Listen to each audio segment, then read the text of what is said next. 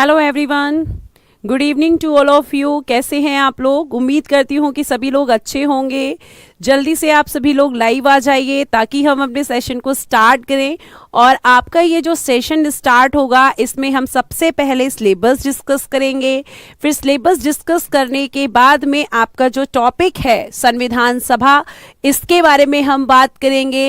Everyone good evening. जैसे योगेंद्र, मंजू, सुमित, कुछ बच्चे हैं जिनके नाम मुझे दिख रहे हैं, तो उन सभी का वेलकम है। रवि रंजन सिंह जी, मिस पूजा, अनुष्का, सभी को मेरी तरफ से नमस्ते। मैं आपका पारुल चौहान स्वागत करती हूं आपके यूट्यूब चैनल रोजगार विद अंकित पर।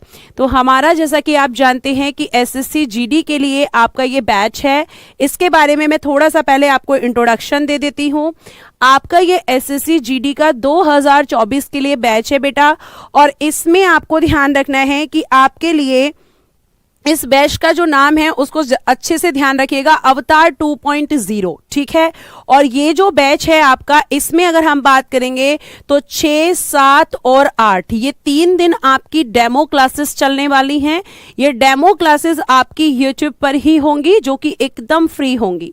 उसके बाद आपको ध्यान रखना है कि जब तक ये डेमो क्लासेस हैं तभी तक आप एक कूपन कोड यूज करेंगे SSC20 विदाउट गैप। आपको कोई गैप नहीं देना है इसमें।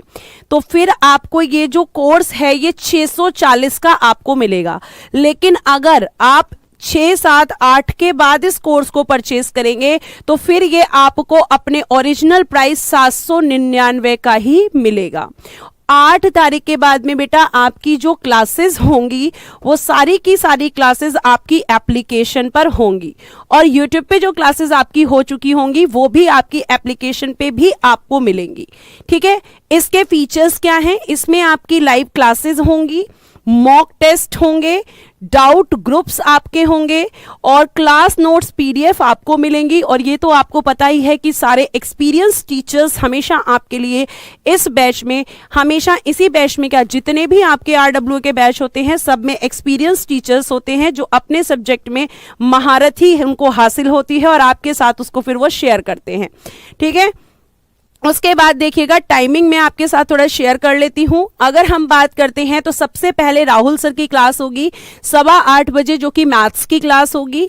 फिर आपकी 9:30 बजे से हिंदी की नवीन सर की क्लास होगी। इसी में सर आपको स्टैटिक जीके भी पढ़ाएंगे, ठीक है। उसके बाद आपकी रीजनिंग की 11 बजे से क्लास है। फिर अगेन आपकी जो है हिस्ट्री की 12 बजे से क्लास है नवीन सर की, क्लियर है। उसके बाद अगर हम बात करते हैं ज्योग्राफी की तो 1 बजे से ज्योग्राफी स्टार्ट होगा।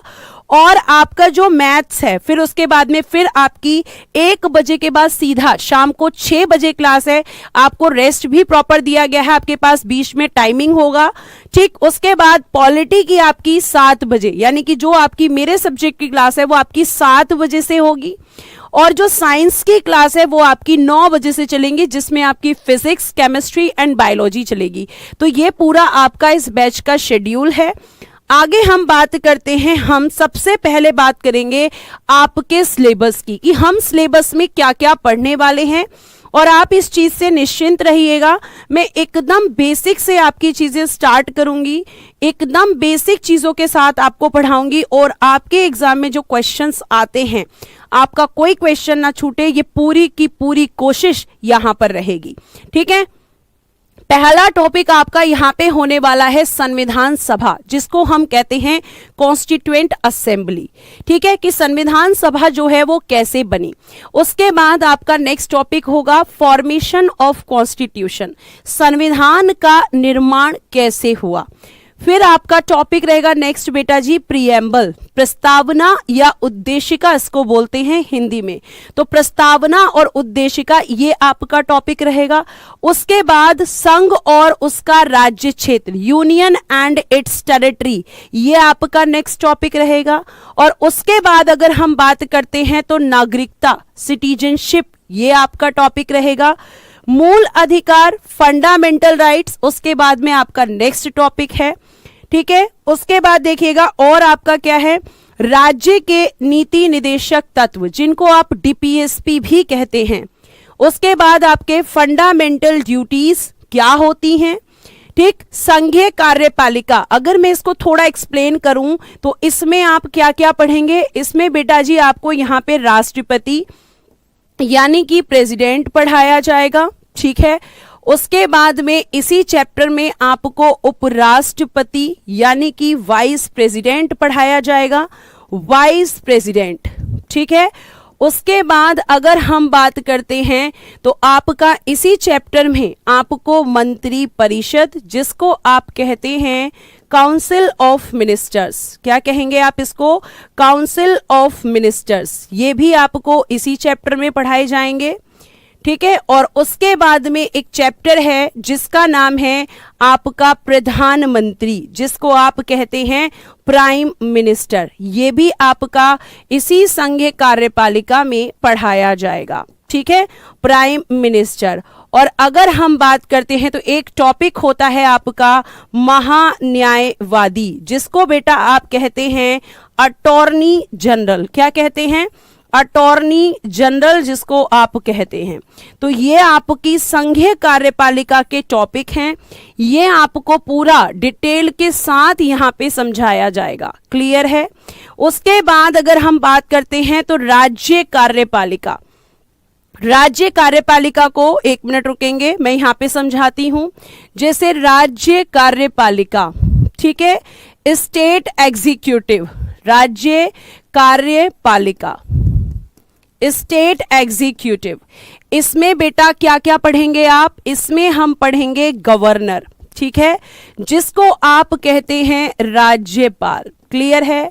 उसके बाद बेटा जी आप यहाँ पे पढ़ेंगे मंत्री परिषद, कहाँ की मंत्री परिषद होगी ये, तो ये राज्य मंत्री परिषद आप इसको बोलते हैं, राज्य मंत्री परिषद, state council of ministers, state council of ministers, ये आप पढ़ेंगे। मैं एक्सप्लेन कर रही हूं आपको टॉपिक्स को, ठीक है, ताकि आपके दिमाग में ये ना आए कि कहीं पे प्रेसिडेंट तो बताया ही नहीं, कहीं पे गवर्नर तो बताया ही नहीं। उसके बाद अगर हम बात करेंगे तो फिर आपका यहाँ पे क्या पढ़ेंगे आप, मुख्यमंत्री, जिसको आप कहते हैं चीफ मिनिस्टर, क्या कहते हैं, चीफ मिनिस्टर आप इसको कहते हैं, क्लियर है। ये सब आपको ध्यान रखना है। और एक होते हैं आपके एडवोकेट जनरल, एडवोकेट जनरल, जिनको आप कहते हैं बेटा महाधिवक्ता, क्या कहते हैं आप इसको, महाधिवक्ता, ये आपको ध्यान रखना है। तो ये हो गई बेटा आपकी राज्य की कार्यपालिका, क्लियर है। अब हम बात करते हैं कि अगला टॉपिक क्या है, तो अगला टॉपिक है संघीय विधायिका यानी कि the union legislature. Union legislature में हम क्या पढ़ेंगे, तो हम पढ़ेंगे संसद को, संसद को इंग्लिश में कहते हैं बेटा पार्लियामेंट, ठीक है, ये हम यहाँ पे पढ़ने वाले हैं। और आपका नेक्स्ट है राज्य विधायिका, इसको हम कहते हैं स्टेट लेजिस्लेचर। यहां पे आपको मैं पढ़ाऊंगी विधान मंडल, क्या पढ़ाएंगे, विधान मंडल, इसको हम कहते हैं लेजिस्लेचर। ध्यान रखिएगा आपकी ये जो क्लास होगी ये बाइलिंगुअल होगी, तो आपको परेशान होने की जरूरत नहीं है कि हिंदी में होगा या इंग्लिश में होगा। जी मैं बिल्कुल स्लो आपको पढ़ाऊंगी, कोई भी जल्दबाजी हम यहाँ पे नहीं करेंगे, आपको ये कहने की जरूरत ही नहीं पड़ेगी कि मैम स्लो पढ़ाइए, मैं बहुत आराम से चीजों को आपको समझाऊंगी। तो ये अभी तो केवल क्या डिफाइन हो रहा है, सिलेबस, क्लियर है बेटा। नेक्स्ट आगे देखिएगा, आगे क्या टॉपिक है, आगे टॉपिक है बेटा स्थानीय स्वशासन, जिसको हम कहते हैं लोकल गवर्नमेंट, ठीक है, जिसको हम कहते हैं लोकल सेल्फ गवर्नमेंट। एक आपका यहाँ पे होगा, इसमें आप पढ़ेंगे पंचायत और साथ साथ आप इसमें पढ़ेंगे नगर पालिका, ठीक है, नगर पालिका, इसको इंग्लिश में बोलते हैं म्युनिसिपैलिटी, ठीक है, और पंचायत को बोलते हैं पंचायत्स, ठीक है बेटा जी, ये पढ़ेंगे। फिर आपका आता है द इंडियन जुडिशरी, इसमें हम पढ़ेंगे उच्चतम न्यायालय, उच्चतम न्यायालय, जिसको आप कहते हैं सुप्रीम कोर्ट, जिसको आप कहते हैं सुप्रीम कोर्ट। और इसके साथ साथ एक कोर्ट होता है आपका उच्च न्यायालय, ठीक है, उच्च न्यायालय, जिसको आप कहते हैं हाई कोर्ट। क्या कहते हैं आप? हाई कोर्ट कहते हैं। तो ये आप न्यायपालिका के अंदर पढ़ेंगे जी, सुप्रीम कोर्ट और हाई कोर्ट। उसके बाद अगर हम बात करते हैं तो कैग, भारत का नियंत्रक एवं महालेखा परीक्षक। एक आप पढ़ेंगे संघ लोक सेवा आयोग, जिसको हम कहते हैं यूपीएससी, ठीक है, यूनियन पब्लिक सर्विस कमीशन। और इसी में हम पढ़ेंगे SPSC, state public service commission. Clear है? आगे देखिए, फिर हम पढ़ेंगे राजभाषा। आपकी जो ऑफिशियल लैंग्वेज होती हैं, आपकी जो राजभाषाएं हैं, वो कौन कौन सी हैं, वो हम इस चैप्टर में देखेंगे। और लास्ट में हम क्या देखेंगे, तो ध्यान रखिएगा, इमरजेंसी प्रोविजंस, आपातकालीन उपबंध हम यहां पर देखेंगे। तो बेटा ये पूरा आपका सिलेबस है। और आज की अगर हम बात करते हैं तो आपका आज का टॉपिक है संविधान सभा। पहला चैप्टर है आपके सिलेबस का संविधान सभा, जिसको हम बोलेंगे कॉन्स्टिट्यूएंट असेंबली। कॉन्स्टिट्यूएंट असेंबली, जिसको हम बोलेंगे संविधान सभा। क्लियर है? ये जो संविधान सभा है, इसके बारे में जानने से पहले आपको एक शब्द और ध्यान रखना है, और वो शब्द क्या है? संविधान। आपको संविधान सभा से पहले जानना होगा एक शब्द, जिसको आप कहते हैं संविधान, जिसको आप बेटा कहते हैं कॉन्स्टिट्यूशन। कॉन्स्टिट्यूशन। क्वेश्चन में आपका एक क्वेश्चन आता है आपके एग्जाम में, ये पूछा जाता है कि आपको ध्यान रखना है कि पहला क्वेश्चन ये रहेगा कि संविधान शब्द का जो प्रयोग है, ठीक है, तो आपको ध्यान रखना है कि यहाँ पे क्या पूछा जाएगा कि जो संविधान शब्द है, वो संविधान शब्द का प्रयोग सबसे पहले किसने किया था। क्या बोल रही हूं मैं? संविधान के बारे में पूछा जाएगा कि संविधान का जो पहली बार, ये जो शब्द है संविधान, इसका प्रयोग पहली बार किसने किया। तो आप लिखेंगे sir Henry man. Sir Henry man, इन्होंने सबसे पहले आपके यहाँ पर यह कह सकते हैं सबसे पहले इस शब्द का प्रयोग किया था। और इस शब्द का प्रयोग करने वाले ये सर हेनरी मैन कहाँ के थे? तो ये आपके ब्रिटेन के थे। ठीक है, ये कहाँ के थे आपके हेनरी मैन? तो ये ब्रिटेन के थे, ब्रिटेन से संबंधित थे। ब्रिटेन के एक जूरिस्ट थे, एक आपके ब्रिटेन के जूरिस्ट थे जिनका नाम है हेनरी मैन। वेरी गुड, जो बच्चे कह रहे हैं ब्रिटेन से। क्लियर है? उसके बाद में आपका जो ये संविधान है, इसका प्रयोग तो ब्रिटेन के हेनरी मैन ने किया था, लेकिन अगर हम बात करें कि इसको व्यावहारिक रूप किसने दिया, इसको व्यावहारिक रूप किसने दिया था, ये क्वेश्चन भी आता है। तो इसको जो व्यावहारिक रूप देने वाले लोग थे, वो आपके या जो देश थे, उसमें से एक देश था आपका अमेरिका और एक देश था बेटा फ्रांस। एक देश था अमेरिका और एक देश था फ्रांस। तो ये तो हो गई आपकी और जगह की बात। अब हम बात करते हैं कि ये जो संविधान है, जिसके बारे में अभी आपने बताया, ये क्या होता है, हमें क्यों इसकी जरूरत होती है मैम, ये क्या होता है। तो आपको ध्यान रखना है कि बेटा जो संविधान होता है, ये आपका एक वैधानिक दस्तावेज है। क्या है ये? आपका एक वैधानिक दस्तावेज, जिसको हम कहते हैं लीगल डॉक्यूमेंट। क्या कहेंगे आप इसको? Legal document. ये एक वैधानिक दस्तावेज होता है। और ये जो वैधानिक दस्तावेज है, अगर हम इसके बारे में बात करते हैं तो इसकी जरूरत क्यों पड़ती है, तो आपको ये भी ध्यान रखना है कि इसकी जरूरत हमें क्यों पड़ती है। ये क्वेश्चन बच्चे बहुत पूछते हैं कि संविधान क्या होता है। ठीक है, संविधान क्या होता है और आपको ये भी ध्यान रखना है, ठीक है, संविधान, ठीक है, संविधान क्या होता है, कॉन्स्टिट्यूशन अगर हम इसकी बात करते हैं, इंग्लिश में भी पढ़ाओ मैम, बेटा इंग्लिश लिखी तो है, वैधानिक दस्तावेज, लीगल डॉक्यूमेंट, ठीक है। तो ये आपको ध्यान रखना है कि मैं बायलिंगुअल ही शब्दों का प्रयोग कर रही हूं, आप पहले ध्यान से चीजों को सुनो, ठीक है। अब आप ध्यान से सुनना, वैधानिक दस्तावेज होता है तो इसका प्रयोग क्या होता है, इसका प्रयोग क्या होता है, ये क्वेश्चन आपसे पूछा जाएगा कि यूज क्या होता है, इसका प्रयोग क्या होता है।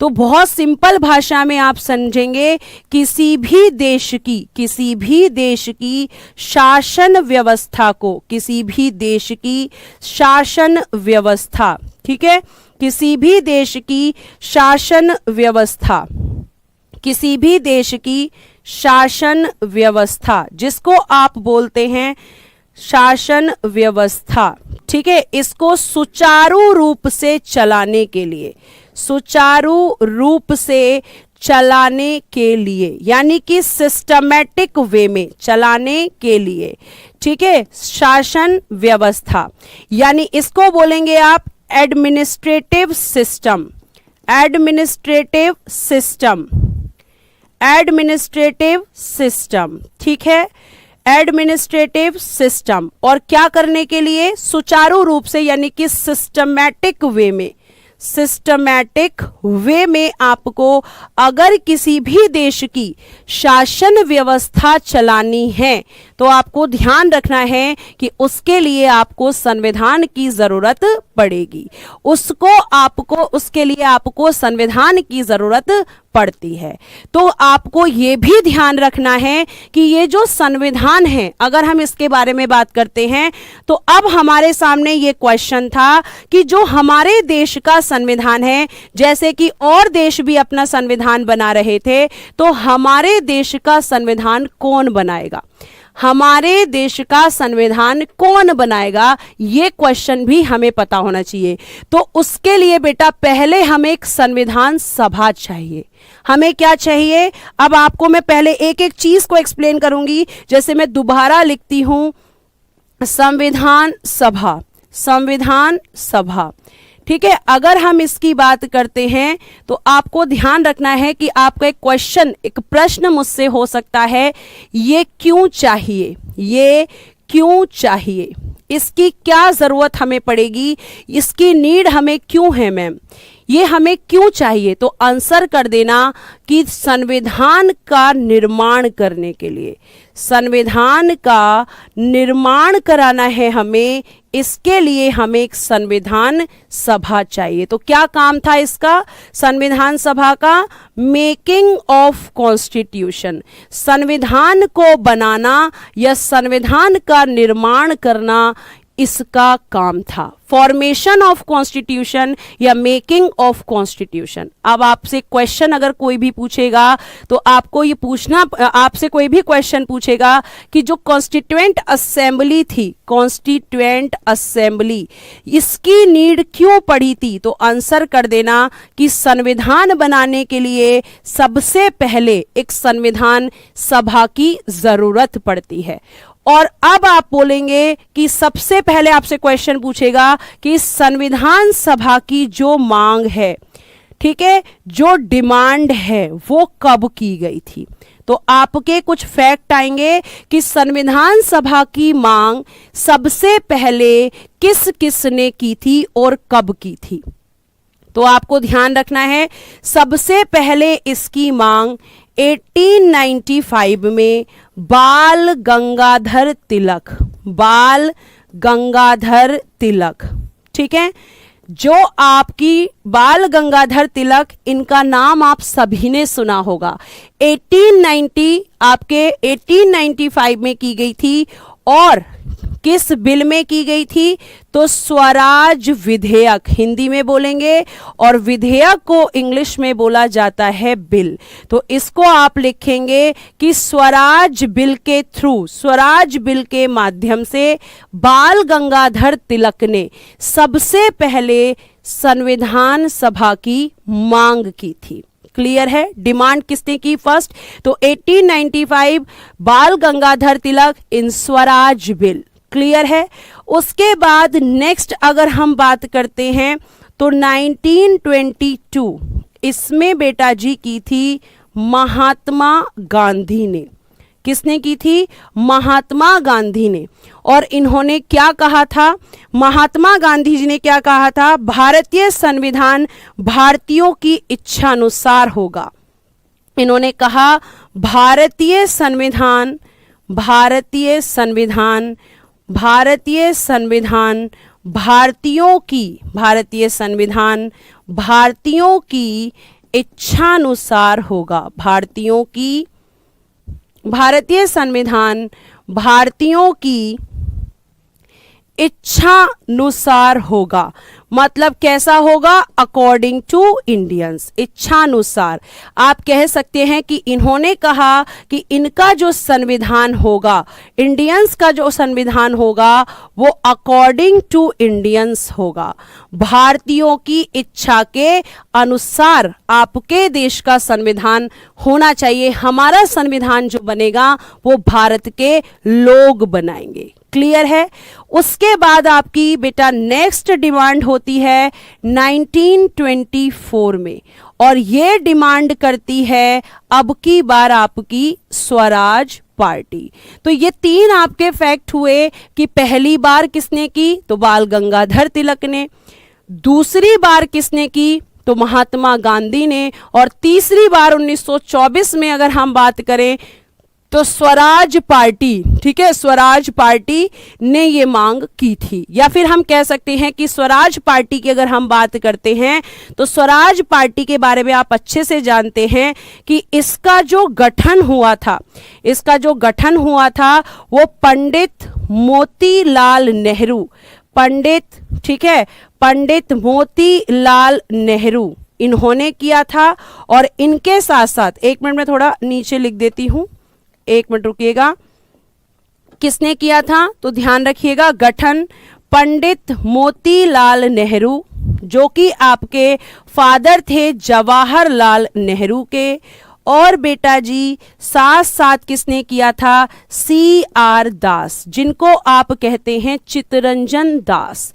इन्होंने, ध्यान रखिएगा, इन्होंने स्वराज पार्टी का गठन किया था। और कब किया था, तो आपका 1923 में, क्लियर है। उसके बाद में यही सेम डिमांड, एक क्वेश्चन पूछा जाता है कि संविधान सभा की, जो आपकी संविधान सभा है, इसकी औपचारिक मांग, ठीक है, एक क्वेश्चन पूछा जाता है संविधान सभा की प्रथम औपचारिक मांग, ये किसने की थी, प्रथम औपचारिक मांग, यानी कि फर्स्ट फॉर्मल डिमांड, ये किसने की थी और कब की थी। तो ये जो फर्स्ट फॉर्मल डिमांड हुई थी आपकी, ये हुई थी बेटा 1934 में। और किसने की थी, तो MN रॉय ने। किसने की थी, MN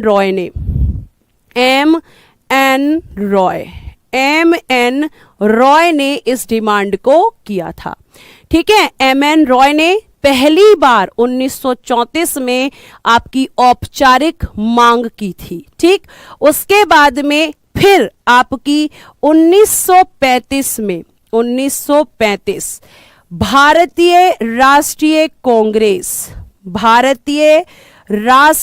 कांग्रेस, जिसको आप कहते हैं इंडियन, ठीक है, भारतीय राष्ट्रीय कांग्रेस, जिसको आप कहते हैं बेटा, जिसको आप कहते हैं इंडियन नेशनल कांग्रेस, और आप इस कांग्रेस को शॉर्ट में कहते हैं INC। तो इस INC ने, इस भारतीय राष्ट्रीय कांग्रेस ने 1935 की ये जो औपचारिक मांग थी, ठीक है, ये जो औपचारिक मांग थी, इसको एक ऑफिशियल डिमांड के रूप में रखा, यानी कि आधिकारिक मांग की। 1935 में इसने क्या किया, इसने की आधिकारिक मांग, आधिकारिक मांग, जिसको आप कहते हैं ऑफिशियल डिमांड। इसको आपकी ऑफिशियल तरीके से इन्होंने एम.एन. रॉय की जो फॉर्मल डिमांड थी उसको भारतीय राष्ट्रीय कांग्रेस ने रखा। ये आपको ध्यान रखना है, ठीक है, ये आपको ध्यान रखना है।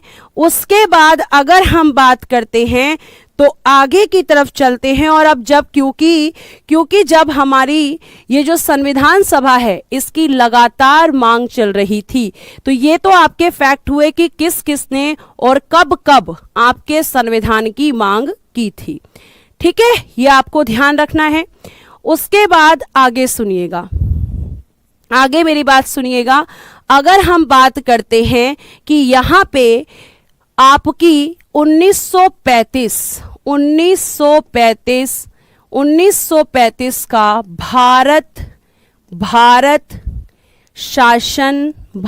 शासन अधिनियम, ये तो आपने सुना ही होगा, भारत शासन अधिनियम, ठीक, 1935 का भारत शासन अधिनियम, यानी कि आपका कब आया था ये 1935 में।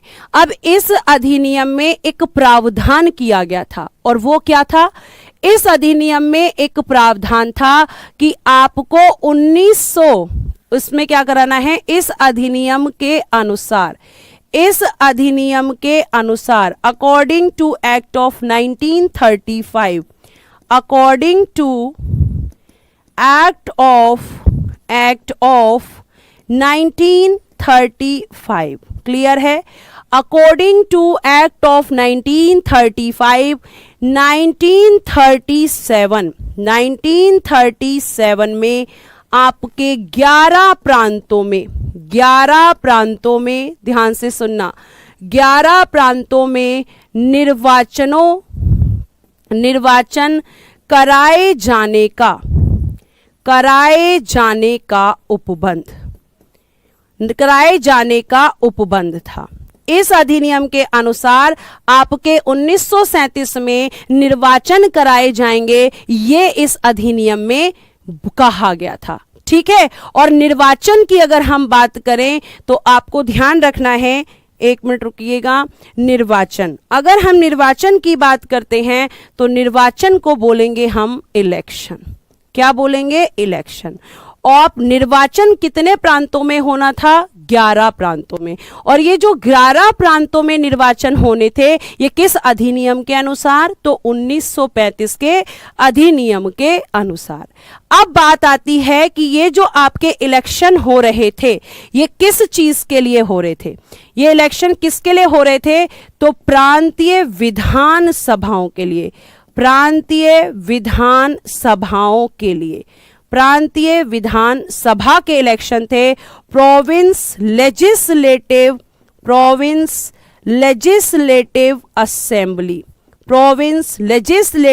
असेंबली। अब मेरी बात को जरा ध्यान से सुनना, यहां पर कुछ वर्ड आए हैं, कुछ शब्द आए हैं जो कि आपको समझ नहीं आ रहे होंगे। जैसे मैं बताती हूं क्या क्या आपके साथ दिक्कत आ रही होगी। एक तो दिक्कत आ रही होगी ये जो शब्द है निर्वाचन। तो निर्वाचन 2 तरीके का होता है, एक निर्वाचन होता है प्रत्यक्ष और एक होता है अप्रत्यक्ष, ठीक है। और फिर आपने यहां पे देखा कि यहाँ पे प्रांत, ये जो प्रांत शब्द है, तो आपको ध्यान रखना है कि पहले जिसको प्रांत बोला जाता था बेटा, उसको आज वर्तमान में इसको क्या बोला जाता है? तो वर्तमान में आप इसको राज्य बोलते हैं, स्टेट बोलते हैं। यानी कि अगर हम बात करते हैं कि आपकी ये जो वर्तमान में अगर हम बात करेंगे कि प्रांत किसको पहले कहते थे, तो राज्यों को पहले प्रांत कहते थे। क्लियर है? राज्यों को पहले प्रांत कहते थे। और इन प्रांतों में, जैसे कि आप जानते हैं कि राज्यों में इलेक्शन होते हैं, तो यहां प्रांतों में भी इलेक्शन करवाए गए थे। किस अधिनियम के अनुसार? 1935 के अधिनियम के अनुसार, ठीक है, 1935 के अधिनियम के अनुसार। एक बार पहले यहां तक क्विक रिवीजन करते हैं कि मैंने आपको क्या क्या बताया, कहां से शुरुआत की। देखो, मैंने बताया कि आपका जो पहला टॉपिक है वो है आपका संविधान सभा, ठीक है। फिर संविधान सभा से पहले मैंने आपको बताया कि इसमें एक शब्द है जिसका नाम है संविधान, ठीक। तो फिर आप उससे क्वेश्चन कर सकते हैं कि इस संविधान शब्द की जो अगर हम बात करते हैं तो संविधान शब्द का प्रथम बार उपयोग किसने किया था? संविधान शब्द का प्रथम बार उपयोग किसने किया था? तो सर हेनरी मैन ने किया था। किसने किया? सर हेनरी मैन ने किया था। ये कहाँ के थे? तो ये ब्रिटेन के थे, ठीक। उसके बाद में अगर हम बात करते हैं कि संविधान क्या होता है, क्योंकि संविधान का प्रयोग हो गया, किसने किया? हेनरी मैन ने। फिर आप मुझसे ये क्वेश्चन भी तो कर सकते हैं ना कि भाई आप ये भी पूछ सकते हैं कि आपका संविधान क्या होता है? आपका संविधान क्या होता है? तो संविधान एक वैधानिक दस्तावेज होता है, ठीक है। संविधान एक वैधानिक दस्तावेज होता है। और ये दस्तावेज क्यों इसका हम प्रयोग करते हैं? तो किसी भी देश की शासन व्यवस्था, यानी कि किसी भी देश की जो शासन व्यवस्था है, जो एडमिनिस्ट्रेटिव सिस्टम है, वो आपका सुचारू रूप से यानी कि सिस्टमैटिक वे में कोई भी कंट्री, कोई भी देश अपना काम कर सके, इसके लिए संविधान की जरूरत होती है, ठीक है। संविधान की जरूरत होती है। उसके बाद अगर हम बात करते हैं तो नेक्स्ट है आपका संविधान सभा के बारे में कि ये जो संविधान सभा है, जो हमारा फर्स्ट टॉपिक है, इसकी जो है डिमांड किस किसने की थी और इसकी हमें जरूरत क्यों पड़ रही थी। तो आपको मैं ये बता दूं कि भारत के पास में पहले संविधान नहीं था। भारत के पास पहले संविधान नहीं था, लेकिन जब और देशों ने संविधान बनाया तो हमारे भारत देश के लोगों ने भी संविधान की मांग की। और ये वो बहुत अच्छे से जानते थे कि संविधान बनाने के लिए एक संविधान सभा की जरूरत पड़ेगी, एक संविधान सभा की आपको जरूरत पड़ेगी। और ये संविधान सभा का काम क्या था? मेकिंग ऑफ कॉन्स्टिट्यूशन, संविधान को बनाना इसका काम था, ठीक। उसके बाद फिर आया कि संविधान सभा की मांग किसने की? किसको ये पहले समझ आया कि संविधान सभा होनी चाहिए? तो समझ आया था बेटा सबसे पहले बाल गंगाधर तिलक को। और बाल गंगाधर तिलक ने स्वराज बिल में, ठीक है, बाल गंगाधर तिलक ने स्वराज बिल में, स्वराज विधेयक में सबसे पहले बोला कि हमें संविधान सभा चाहिए। उसके बाद फिर महात्मा गांधी ने आगे की बात करी। महात्मा गांधी ने 1922 में कहा कि भारतीय संविधान भारतीयों की इच्छा के अनुसार होना चाहिए। भारत का संविधान भारतीयों की इच्छा के अनुसार होना चाहिए। क्वेश्चन आएगा कि ये स्टेटमेंट किसने दिया? तो ये स्टेटमेंट महात्मा गांधी ने दिया, ठीक। उसके बाद में 1924 में यही मांग आपकी स्वराज पार्टी ने की थी। और स्वराज पार्टी में दो लोग थे, एक आपके पंडित मोतीलाल नेहरू और एक थे आपके CR दास। क्लियर है? इन लोगों ने की। और फिर उसके बाद में संविधान सभा के लिए प्रथम औपचारिक तरीके से जो मांग रखी थी, प्रथम फॉर्मल तरीके से जो डिमांड रखी थी, उन व्यक्ति का नाम था MN रॉय। मैम यहां से कैसे क्वेश्चन आएगा? मैम यहां से कैसे क्वेश्चन आएगा? तो यहां से क्वेश्चन आएगा कि ये आपको ध्यान रखना है कि भाई आपकी पहली औपचारिक मांग किसने रखी? तो आप आंसर करेंगे MN रॉय ने। फिर क्वेश्चन आएगा कि कब रखी? तो 1934 में, ठीक है। तो ये आपको ध्यान रखना है। संविधान, अब संविधान सभा में उसी की मांग, जो कि ये एक औपचारिक मांग थी, फिर आपसे क्वेश्चन पूछेगा कि इस औपचारिक मांग को ऑफिशियल तरीके से किसने किया? ऑफिशियल यानी कि आपके आधिकारिक तरीके से किसने रखा? तो कहना कि 1935 में भारतीय राष्ट्रीय कांग्रेस ने। किसने कहा? भारतीय राष्ट्रीय कांग्रेस ने, ठीक है। उसके बाद आपको ये मैंने फैक्ट्स बताए कि किसने कब संविधान सभा की मांग की। अब मैं आपको ये बताने की कोशिश कर रही हूं कि संविधान सभा जो है उसके बनने का क्रम कैसे शुरू होता है, कैसे आपकी संविधान सभा बनना शुरू हो जाती है। तो आपने एक अधिनियम सुना होगा, भारत शासन अधिनियम। भारत शासन अधिनियम कब आया था? 1935 में।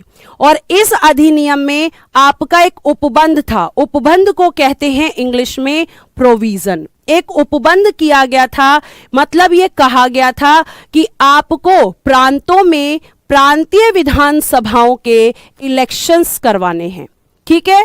और कब करवाने हैं? तो 1937 में। 1935 के अधिनियम के अनुसार 1937 में 11 प्रांतों में निर्वाचन कराए जाने का उपबंध था।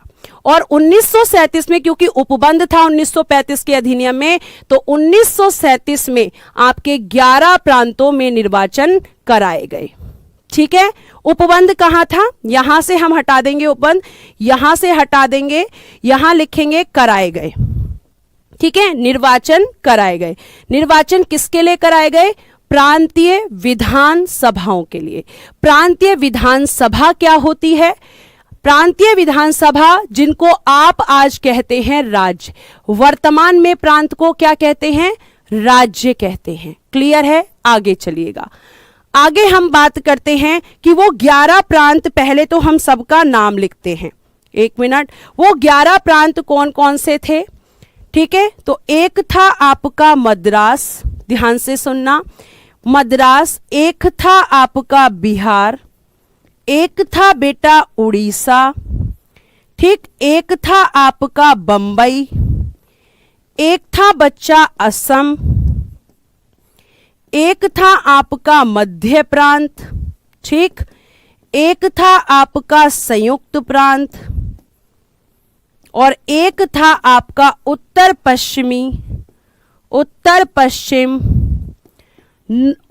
पश्चिम सीमा प्रांत। इसको इंग्लिश में बोलेंगे नॉर्थ वेस्ट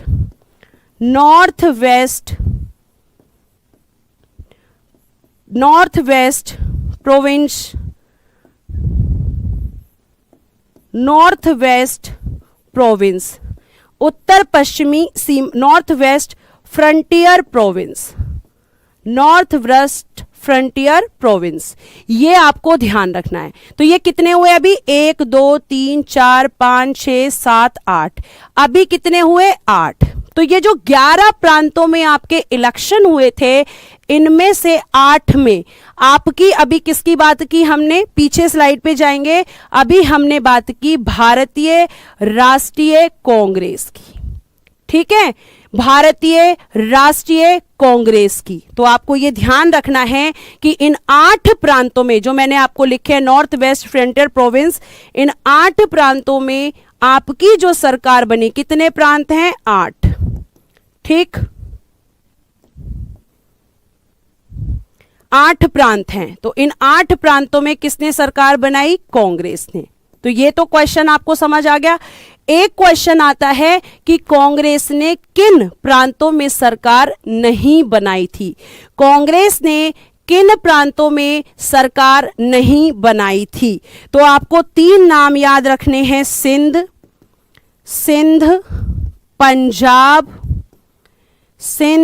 पंजाब और बंगाल। सिंध, पंजाब और बंगाल, इन 3 जगह पर कांग्रेस की सरकार नहीं थी। कांग्रेस की सरकार नहीं, ठीक, कांग्रेस की सरकार नहीं। एग्जाम में क्वेश्चन कैसे आता है मैम? आपसे सीधा क्वेश्चन आएगा कि 1937 में जो प्रांतों के चुनाव हुए थे, या प्रांतीय विधानसभाओं के जो चुनाव हुए थे, ठीक है, प्रांतीय विधानसभाओं के जो चुनाव हुए थे, उसमें आपकी भारतीय राष्ट्रीय कांग्रेस, कांग्रेस का मतलब यहां पे आईएनसी से है, इस आईएनसी ने कितने प्रांतों में सरकार बनाई थी? तो आंसर कितना होगा? 8। क्लियर है बेटा? आप कुछ लोग कह रहे हैं कि मैम फास्ट पढ़ाइए। मैं फास्ट इसलिए नहीं पढ़ा रही हूं कि आप ये सोच के देखिए कि अगर फास्ट पढ़ाऊंगी तो वो बच्चा जो कि स्टार्टिंग से पढ़ रहा है और उसने बैच इसीलिए लिया है कि मैं एकदम स्लो यहाँ पे पढ़ूंगा, मेरे को सारी चीजें समझ में आए टीचर के द्वारा, ऐसे पढ़ूंगा, तो वो बच्चा अगर मैं फास्ट पढ़ाने लगूंगी उन बच्चों के लिए जो शायद पहले से पढ़े हुए हैं या उन्होंने पहले भी एग्जाम दिया है और वो बहुत सारी चीजों को जानते हैं, तो आपको ध्यान रखना है कि मुझे उन बच्चों का भी ध्यान रख के पढ़ाना होगा जिन्होंने इस उम्मीद से इस बैच को खरीदा है कि मैं अपनी सारी चीजों को बहुत अच्छे से करूंगा। तो आप उनके बारे में भी एक बार सोच के देखिए। तो इस क्लास में हम धीरे धीरे चीजों को स्टार्ट करेंगे। फर्स्ट क्लास है, अगर इसी में मैं बहुत तेज पढ़ाने लगूंगी तो उस बच्चे के बारे में जरा सोच के देखिए जिसने एक उम्मीद लगाई है RWA से। ठीक है, तो ये आपको ध्यान रखना है। इतनी बातें आपको मैंने यहाँ पे बताई। अब ये जो चुनाव हुए तो इसने कितने प्रांतों में सरकार बनाई? 8 प्रांतों में किसकी सरकार थी? 8 प्रांतों में कांग्रेस की सरकार। ठीक है, ये ध्यान रखना है। अब इस कांग्रेस ने क्या किया? कांग्रेस ने केवल 28 माह तक शासन, यानी कि केवल इसने जो शासन किया वो 28 मंथ्स का था। इसने फिर क्या किया? 28 माह के पश्चात, ठीक है, आफ्टर 28 मंथ्स बेटा इसने अक्टूबर 1939 में त्यागपत्र दे दिया। इसने 8 जगह से त्यागपत्र दे दिया। त्यागपत्र को कहते हैं रिजाइन। ठीक है, रिजाइन दे दिया। अब आप मुझसे जरूर ये बोलेंगे, बेटा मैंने बोला तो, देखो बच्चे कह रहे हैं 11 प्रांत बोले थे, तो 11 प्रांतों में इलेक्शन हुए, 11 में से 8 में कांग्रेस ने सरकार बनाई और इन तीनों में इसकी सरकार नहीं थी। ये भी तो लिखा हुआ है ना। ठीक है, तो ये आपको ध्यान रखना है। 28 माह तक इसने क्या किया? 28 माह तक शासन किया। 28 माह के पश्चात अक्टूबर 1939 में आपकी जो कांग्रेस है इसने त्यागपत्र दे दिया। कहां से दिया था त्यागपत्र? मंत्रिमंडल से। मंत्रिमंडल जिसको इंग्लिश में कहते हैं कैबिनेट, यहां से इसने त्यागपत्र दे दिया। क्लियर है? यहां से इसने त्यागपत्र दे दिया। त्यागपत्र देने के बाद अगर हम बात करते हैं तो आप मुझसे पूछेंगे त्यागपत्र का कारण क्या था? रीजन ऑफ रिजाइन, ये आपका अगला क्वेश्चन होगा। Reason of resign. ठीक है, देखो 2 रीजन थे। कांग्रेस की बिना सहमति के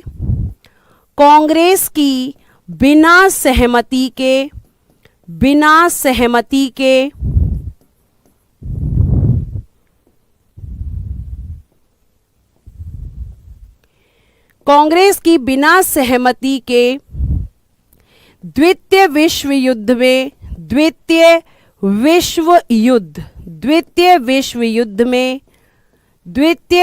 युद्ध में भारतीयों को शामिल करना। द्वितीय विश्व युद्ध में भारतीयों को शामिल करना।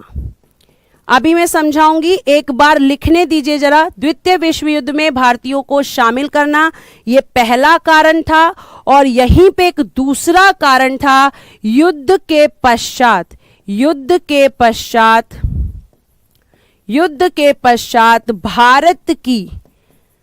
भारत को स्वतंत्र ना करना।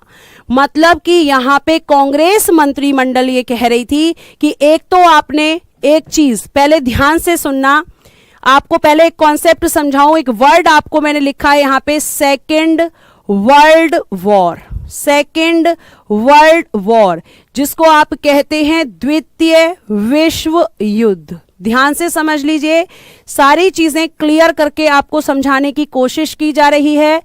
ये बेटा आपका हुआ था 1939 में और कब तक चला था? 1945 तक। और इस द्वितीय विश्व युद्ध में आपका जो जापान देश है, ठीक है, ये जो द्वितीय विश्व युद्ध है इसमें आपका जो जापान देश था वो जीत रहा था। शुरुआत में जापान जीत रहा था और बाकी देशों को हरा रहा था। और इस चीज से आपका ब्रिटेन भी चिंतित था। तो ब्रिटेन ने क्या किया कि कांग्रेस जो आईएनसी थी उससे पूछा भी नहीं और भारतीयों को उसमें शामिल कर लिया। उन्होंने कहा कि चलो ठीक है, हम तुम्हारा साथ दे भी देंगे, लेकिन फिर इन्होंने कहा कि लेकिन आपको युद्ध के पश्चात हमें आजादी देनी होगी, स्वतंत्रता देनी होगी। तो इन्होंने इस चीज से भी मना कर दिया। तो इसी वजह से इन्होंने कांग्रेस मंत्रिमंडल ने यहां से त्यागपत्र दे दिया। ठीक है, कांग्रेस मंत्रिमंडल ने क्या दे दिया? यहां से त्यागपत्र दे दिया। उसके बाद अगर हम बात करते हैं बच्चों, अभी आप लोगों से भी मैं बात करूंगी, मेरी लास्ट बात सुन लीजिए।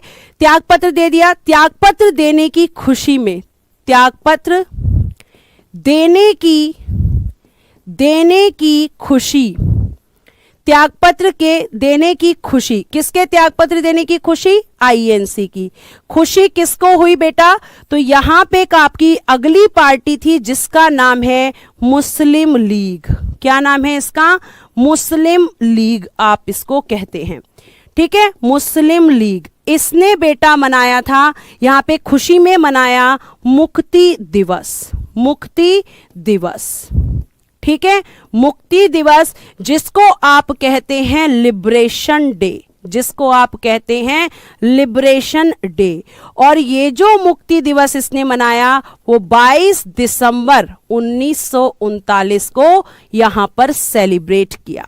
मनाया मतलब खुशी इसने मनाई, इसने मुक्ति दिवस सेलिब्रेट किया। 22 दिसंबर 1939 को ये यहां पे बनाया गया। और आपको ये भी मैं बता देती हूं कि यहां पे अगर हम बात करते हैं तो इसमें इनका साथ अंबेडकर ने भी दिया। इसमें इनका साथ अंबेडकर ने भी दिया। ये क्वेश्चन भी पूछा जाता है। क्वेश्चन क्या आएगा? क्वेश्चन ये आएगा कि मुक्ति दिवस कब बनाया गया। और बड़ा लिख देती हूं, ठीक है, और बड़ा लिख दूंगी मैं नेक्स्ट स्लाइड पे। तो यहां पे मुक्ति दिवस कब? तो 22 दिसंबर 1939 को। किसने मनाया? मुस्लिम लीग ने। क्यों मनाया? क्योंकि कांग्रेस की मंत्रिमंडल ने त्यागपत्र दे दिया था, मतलब 8 जगह से सरकार ने त्यागपत्र दे दिया था। ठीक है, ये आपको ध्यान रखना है। तो ये आपका यहां पे इसमें चीजें थी। अब मैं कुछ क्वेश्चन पूछती हूं ताकि आपको ये पता चले कि आपने आज क्या क्या पढ़ा और आप आंसर करेंगे। अब मैं आपकी तरफ ध्यान दूंगी। ये बताइए, संविधान का सर्वप्रथम संविधान शब्द का सर्वप्रथम प्रयोग किसने किया? सर्वप्रथम प्रयोग किसने किया?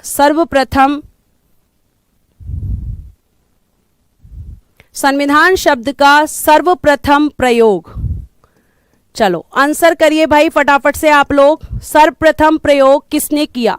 Okay, Henry man. Very good, Henry man ने किया। ठीक, उसके बाद नेक्स्ट क्वेश्चन, संविधान सभा का कार्य क्या था? संविधान सभा का कार्य बताइए। फंक्शन ऑफ कॉन्स्टिट्यूएंट असेंबली, संविधान सभा का कार्य क्या था? फंक्शन ऑफ कॉन्स्टिट्यूएंट असेंबली, क्यों चाहिए थी संविधान सभा आपको? हाँ, हेनरी मैन हो गया। नेक्स्ट क्वेश्चन बताइए, संविधान सभा जो है, संविधान सभा आपको क्यों चाहिए थी? संविधान सभा क्यों चाहिए थी बताइए, क्यों चाहिए थी? वेरी गुड मैम, संविधान का निर्माण करने के लिए। संविधान का निर्माण, संविधान का हमें क्या करना था? निर्माण करना था। क्लियर है? उसके बाद में नेक्स्ट आपसे मैं क्वेश्चन पूछूंगी, संविधान सभा की मांग, संविधान सभा की मांग बताइए फर्स्ट किसने की थी? संविधान सभा की प्रथम मांग किसने की थी? आपको पता चल जाएगा आपको कितना याद हुआ है। संविधान सभा की प्रथम मांग, वेरी गुड, किसने की थी? बाल गंगाधर तिलक, बाल गंगाधर तिलक। ठीक है, कब की थी? इन 1895। अब आप मुझे बताओ कि इस संविधान सभा की जो औपचारिक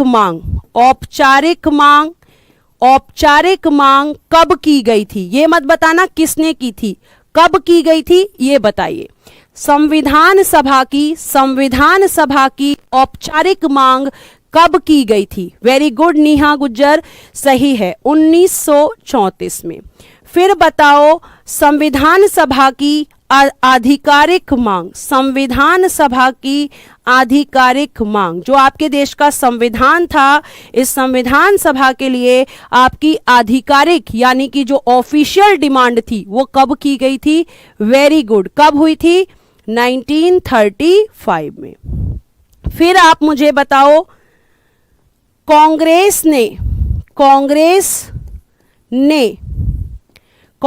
ने कितने प्रांतों में सरकार बनाई? कितने प्रांतों में सरकार बनाई? जल्दी जल्दी बताइए, कितने प्रांतों में सरकार बनाई?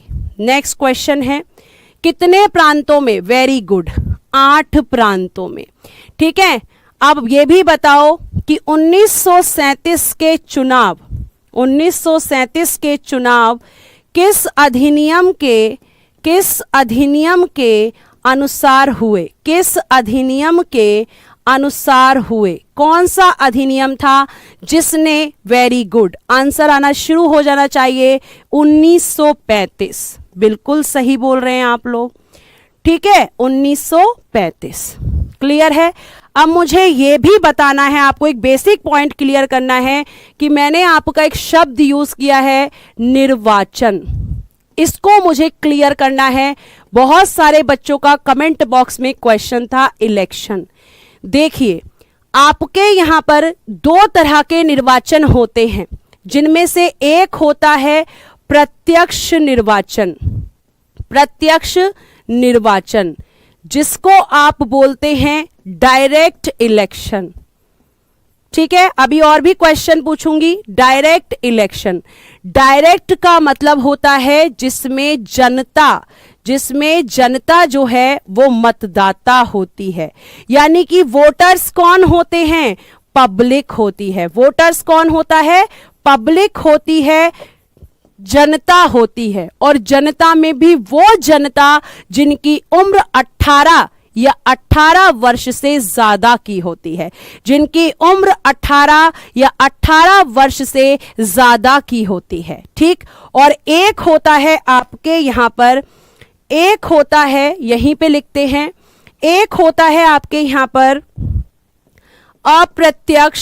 अप्रत्यक्ष निर्वाचन। आगे से आप मुझसे पूछेंगे नहीं कि प्रत्यक्ष निर्वाचन क्या होता है और अप्रत्यक्ष, क्योंकि मैं यही क्लियर कर दूंगी। इसको हम बोलते हैं इनडायरेक्ट इलेक्शन। और इसमें जो मतदाता होते हैं वो होते हैं एमएलएज और एमपीज। कौन होते हैं? एमएलएज और एमपी। अब आपको पता होना चाहिए कि एमएलए किसको कहते हैं, आपको पता होना चाहिए कि एमएलए किसको कहते हैं। तो मेंबर ऑफ लेजिस्लेटिव असेंबली, ठीक है, यानी हिंदी में बोलेंगे विधानसभा का सदस्य। अभी मैं बताती हूं, ध्यान से सुनना, बहुत अच्छे से एक्सप्लेन करूंगी, लिख लीजिए। और एक होता है एमपी, जिसको आप कहते हैं मेंबर ऑफ पार्लियामेंट, जिसको आप कहते हैं संसद का सदस्य। ठीक है, अब देखो दोबारा से रिवाइज करो। डायरेक्ट इलेक्शन का मतलब होता है जिसमें जनता भाग देती है, जिसमें जनता भाग लेती है, जनता डायरेक्टली अपने लोगों को चुनती है, बस इतना समझिए, ठीक है। और ये जनता किसको चुनती है? जनता किसको चुनती है? जनता मैम एमएलए को चुनती है और मैम एमपी को चुनती है। किसको चुनती है? एमएलए और एमपी को। और ये एमएलए और एमपी किसको चुनते हैं? ये किसको चुनते हैं? तो जैसे एग्जाम्पल ले लो, आगे ले लेते हैं, एग्जाम्पल ले लो, ये लोग राष्ट्रपति को चुनते हैं, राष्ट्रपति यानी कि प्रेसिडेंट, राष्ट्रपति प्रेसिडेंट। उसके बाद एक होते हैं उपराष्ट्रपति यानी कि वाइस प्रेसिडेंट। क्या बोलते हैं इनको? वाइस प्रेसिडेंट, ठीक है। ये इस तरह के उदाहरण।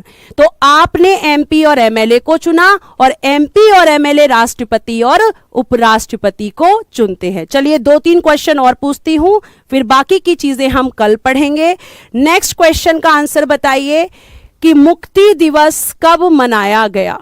मुक्ति दिवस, लिबरेशन डे कब सेलिब्रेट हुआ? मुक्ति दिवस कब मनाया गया? जल्दी जल्दी आंसर कीजिए, जल्दी जल्दी आंसर कीजिए। 22 दिसंबर 1939, वेरी गुड। 22 दिसंबर 1939, वेरी गुड। उसके बाद में मुक्ति दिवस किसने मनाया या किसने सेलिब्रेट किया? किसने मनाया ये भी बता दीजिए। किसने मनाया मुक्ति दिवस? किसने मनाया? किसने सेलिब्रेट किया था? मुस्लिम लीग ने, वेरी गुड। और ये तो आपको मैं बता ही चुकी हूं क्यों किया था, क्योंकि कांग्रेस मंत्रिमंडल ने त्यागपत्र दे दिया था और इस सेलिब्रेशन में डॉक्टर BR अंबेडकर जी ने उनका साथ दिया था। ये कहानी आप यहां तक याद रखिएगा, उसके आगे की कहानी हम कल की क्लास में करेंगे, ठीक है। और आपके जो भी सजेशंस हैं आप मुझे वीडियो में नीचे दे सकते हैं, आपके सजेशंस पे काम किया जाएगा और धीरे धीरे ही हम चीज़ों को पढ़ेंगे। तो आज के लिए इतना ही। Thank you so much, bye bye, take care and good night.